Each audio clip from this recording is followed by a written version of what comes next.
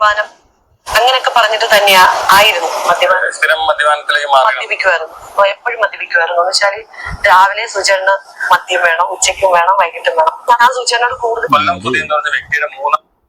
സുഹൃത്തുക്കളെ, ഒരു തരത്തിൽ പറയുന്ന നമ്മുടെ മലയാളത്തിലെ ചില കലാകാരന്മാരിൽ അല്ലെങ്കിൽ സിനിമ അല്ലെങ്കിൽ നമ്മുടെ TV ഷോ ഒക്കെ ചെയ്യുന്ന ആളുകളിൽ മരണശേഷം ഇത്ര അധികം പ്രസക്തി കിട്ടിയ വേറെ മനുഷ്യനുണ്ടാകുന്നില്ല. അത് സുധിയാണ്. സുധിക്ക് പ്രസക്തി കിട്ടിയിട്ട് സുധിയുടെ കഴിവുകൊണ്ടല്ല കേട്ടോ.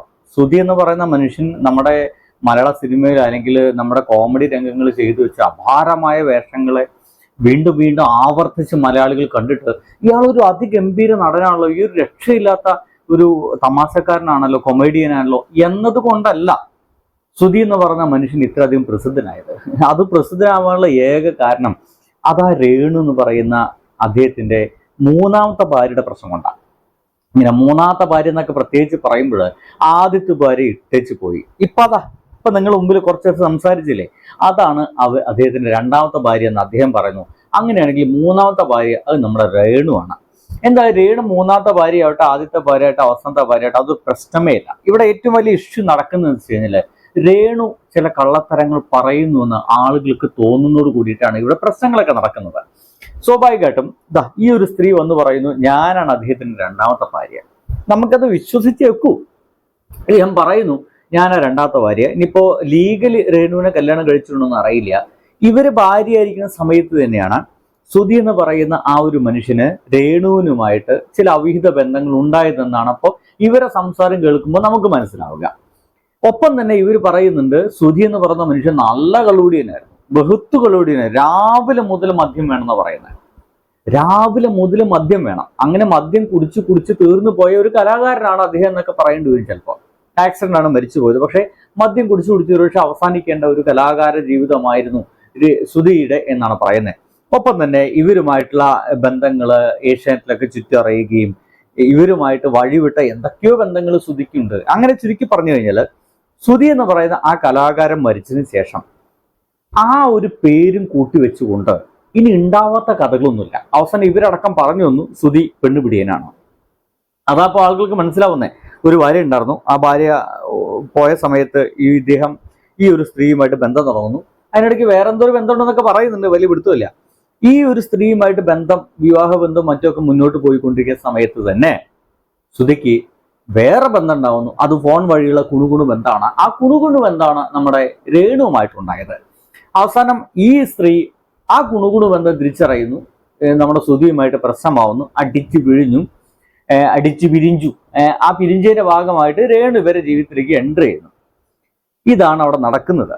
ഇത് ഒരു വലിയ സാമൂഹ്യ വിപത്തോ സാമൂഹിക പ്രശ്നമൊന്നുമല്ല. പക്ഷേ എല്ലായ്പ്പോഴും നുണകൾ മാത്രം കൊണ്ട് ചില ആളുകൾക്ക് ജീവിതമായിട്ട് മുന്നോട്ട് കൊണ്ടുപോകാൻ സാധിക്കില്ലായിരുന്നു. ഒപ്പം തന്നെ മരിച്ചു പോയ ഒരു മനുഷ്യന്റെ പേരും വെച്ചിട്ട് എത്രത്തോളമാണ് സോഷ്യൽ മീഡിയ ഇങ്ങനെ ഒരു മനുഷ്യനെ അവഹേളിക്കപ്പെടുന്നു എന്നതാണ്. ഇപ്പൊ അവസാനം ഇപ്പൊ എന്തുമായി, സുധി എന്ന് പറയുന്ന ആ ഒരു ചെറുപ്പക്കാരൻ മരിച്ചു പോയി കഴിഞ്ഞു. പക്ഷെ അദ്ദേഹം ഇപ്പൊ അവസാനം പെണ്ണുപിടിയനായി, അവസാനം കള്ളുകുടിയനായി. അതുകൂടി ഇതിന്റെ ഭാഗമായിട്ട് ഉണ്ടായി. ഇനി ഇതൊക്കെ ഇതിന്റെ ഒക്കെ കാരണത്തിന്റെ പുറത്ത് എന്തായാലും നമുക്ക് ഇവരെ വർത്തമാനം കുറെ ഉണ്ടോ ഒന്ന് നോക്കാം. തീർച്ചയായിട്ടും വെല്ലുവിളിക്കാൻ നല്ലത്. നീ എന്തൊക്കെ കുത്തിപ്പൊക്കിക്കൊണ്ട് വന്നാലും നോ പ്രോബ്ലം, നേരിടാൻ തയ്യാറാണ്. ഇന്നലെ എന്റെ ഫ്രണ്ട്സിനെയൊക്കെ കുറെ വെളിനാട്ടിൽ നിന്നൊക്കെ ഗൾഫ് രാജ്യങ്ങളൊക്കെ നെറ്റ് കോളുകൾ വന്നിട്ടുണ്ടായിരുന്നു. നമ്മുടെ ഏഷ്യനെറ്റിൽ തന്നെ കുറച്ചധികം ആൾക്കാർ നമ്മളെ കുറിച്ച് മോശം പറയാൻ തുടങ്ങി. എല്ലാം കൊണ്ടും മോശം ആയിട്ട് സംസാരിക്കാൻ തുടങ്ങി. അവിടെ തന്നെ മോശമായിട്ട്. എന്താണ് ഈ മോശം എന്ന് പറഞ്ഞാൽ മനസ്സിലായോ? ഇവര് തമ്മിൽ എന്തൊക്കെയോ ഇല്ലീഗൽ റിലേഷൻ ഉണ്ട്. അത് ഈ സ്ത്രീയും നമ്മുടെ സുധിയുമായിട്ട് എന്തൊക്കെയോ ഇല്ലീഗൽ റിലേഷൻസ് ഉണ്ട് എന്ന് ഏഷ്യാനെറ്റിൽ തന്നെ എങ്ങനെ ഇവർ രണ്ടുപേരും ഏഷ്യാനെറ്റിൽ വർക്ക് ചെയ്തിട്ട് ഞാൻ ഇവരെവിടെയും കണ്ടിട്ടില്ല. അത് വേറെ കാര്യം, എന്തെങ്കിലും ആവട്ടെ. എന്താ ഈ വെള്ളയുമായിട്ട് എന്തൊക്കെയോ ഇല്ലീഗൽ റിലേഷൻ ഉണ്ട്. അത് ഏഷ്യാനെറ്റ് മുഴുവൻ ആകെ പാട്ടായി നാരണക്കല്ല് പിടിച്ചു. ഇവരെ വർത്താനത്ത് നമുക്ക് മനസ്സിലാവുന്നുണ്ട്. ആകെ നാറി. ഇനിയിപ്പോ അങ്ങനെ നാരണക്കല്ല് പിടിച്ചതിന്റെ ഭാഗമായിട്ടായിരിക്കാം ഒരു പക്ഷേ ഇവരെ അദ്ദേഹം വിവാഹം കഴിച്ചിട്ടുണ്ടായിരിക്കാം. എന്തായാലും നോക്കാം. ഇപ്പൊ എവിടെ മുതലാണ് സ്ത്രീ എന്നുള്ള രീതിയിൽ താങ്കളുടെ ഭയങ്കര മാനസികമായി തകർന്നു വരുന്ന വിഷയമല്ലേ? തകർന്നോന്ന് ചോദിച്ചാൽ ഉറപ്പായിട്ടും തകർന്നു. പക്ഷെ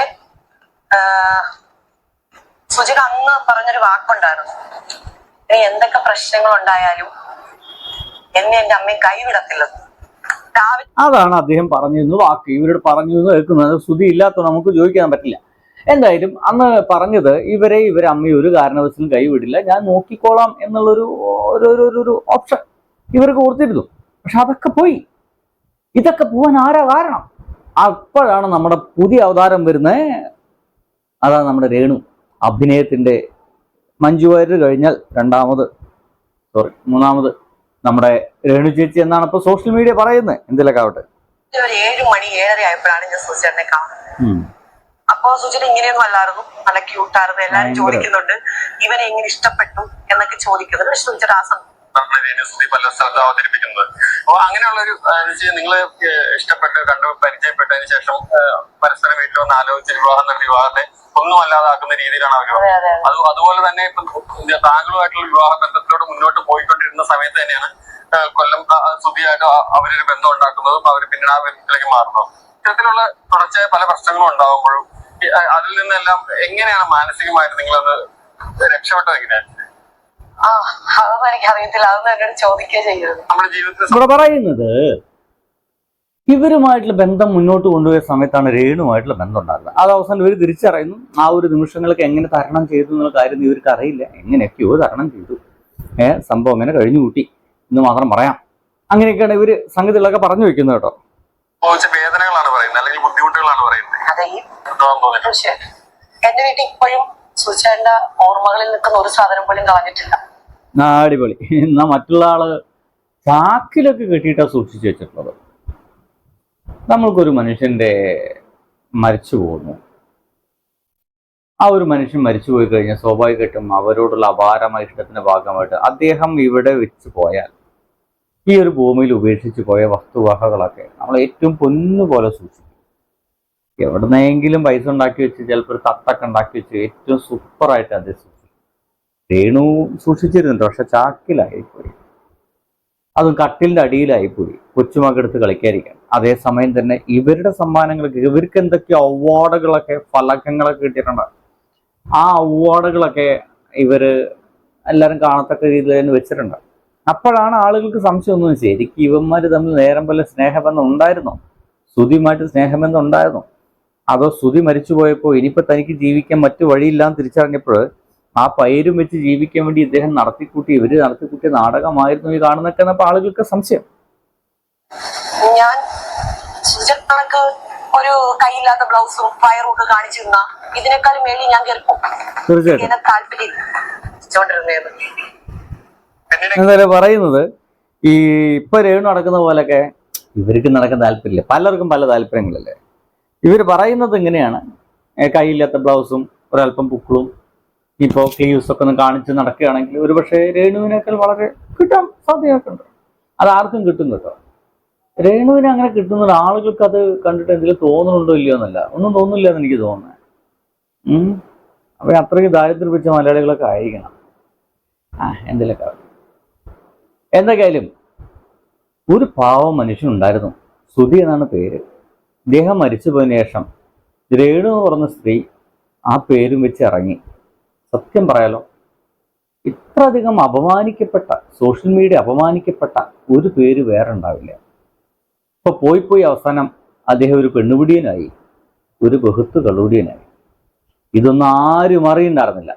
ഇത്തരം വാർത്തകളൊന്നും ശ്രുതി എന്ന് പറയുന്ന മനുഷ്യന്റെ ജീവിതത്തെക്കുറിച്ച് ഒരു മനുഷ്യനെ അറിയുന്നുണ്ടായിരുന്നില്ല. അദ്ദേഹത്തെ എല്ലാവരും ആരാധിച്ച് നല്ല ഒരു അഭിനേതാവ് പോയി എന്നൊക്കെ വിചാരിച്ചിരിക്കുന്ന ഒരു സമയത്താണ് മരിച്ചുപോയ ഒരാളെ കുറിച്ച് ഇങ്ങനത്തെ കുറേ വർത്തമാനങ്ങളൊക്കെ വരുന്നത്. ഇതെല്ലാം കാരണക്കാരൻ വിധി രേണുവല്ലേ. ആ പേര് വെച്ച് ഇറങ്ങിയോണ്ടല്ലേ ഇമാതിരി വർത്തമാനമൊക്കെ ആ മനുഷ്യനെ കേൾക്കേണ്ടി വരുന്നത്. എൻ്റെ സ്വാഭാവികമായിട്ടുള്ള സംശയമാണ്, അതിനെ ചോദിച്ചു എന്നുള്ളൂ. ബൈ.